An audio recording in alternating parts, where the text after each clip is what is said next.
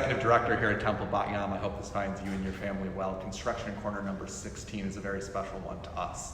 I have the privilege for this Construction Corner to reintroduce Sorrell Wayne to everyone out there. Sorrell and her family have been members here at Temple Bat Yahm for generations, and she was instrumental in getting the doors that you see behind me done when we had them on the outside of the building.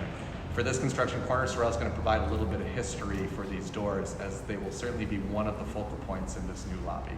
I want to thank Sorrell for everything she did then, everything she does now, and everything she's going to do for us in the future. Sorrell, I appreciate everything. Looking forward to hearing from you. The idea for the doors was Rabbi Miller wanted something special at the front of the temple.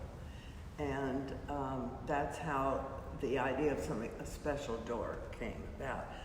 And I met Hal. Hal Pastorius, a sculptor, was very active in the arts in Orange County and all over Southern California. In fact, he was the originator of the Sawdust Festival. He said, got the land and got the whole thing done. And I was also in the arts, so this was in the late 80s. And I believe we met at the Sawdust Festival or some art program or some art commission that we were both on. And I started talking to him, and because Rabbi Miller wanted something special for the doors, I kind of thought, well, let me see. So I asked him if he'd ever done doors, because he sculpts in metal, all kinds of metal, and huge pieces in public places. He was an advocate for art in public places. We talked about the doors, and he said, well, give me, some idea of what you want.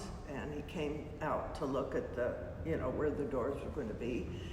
And we talked with Rabbi Miller, and we came up with the idea. I don't know whose idea it was. Maybe it was a, combination of the three of us talking about, and the Tree of Life came up, the design of the Tree of Life.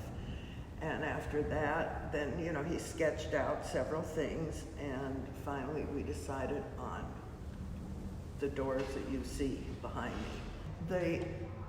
Also, I remember that the doors have big roots, and that was important. It wasn't only the tree and the branches, but the roots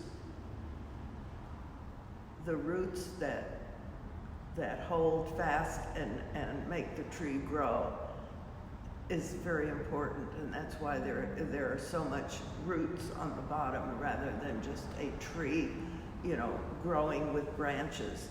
And the idea, when people think of a tree, they think, oh, it has to have leaves. No leaves, just strong branches and deep roots. Okay, the text above the doors, there are two texts. One is from Proverbs chapter 3, verse 18. The English translation says, "It is a tree of life to those who hold fast to it." And the second door is from Psalm 92. "Planted in the house of the Lord, they shall flourish in the courts of our God." The tree of life, to me personally, is a very important symbol. I have always had a connection to the tree of life. I don't know why, but I have. And any type of art piece that I've seen, any jewelry with the tree of life, anything that has a tree of life just calls to me for some reason. It's just very, very special. And just something that I have always felt. Okay, we chose copper because that's what Hal wanted to work with.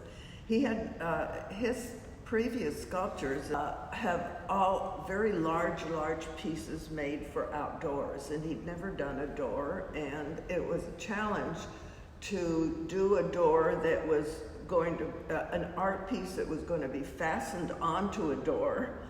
And he came up with the idea of the copper, and that's the material he chose, which would best suit the project. 1987 was the launch of the doors, and there was I believe it was black tie, because we looked very dressed up. And it was, you know, a big thing. I think they did a fabulous job. Yeah, I'm very pleased. I frankly was a little concerned when we started building the new addition to the temple that the doors I didn't know what was going to happen to the doors.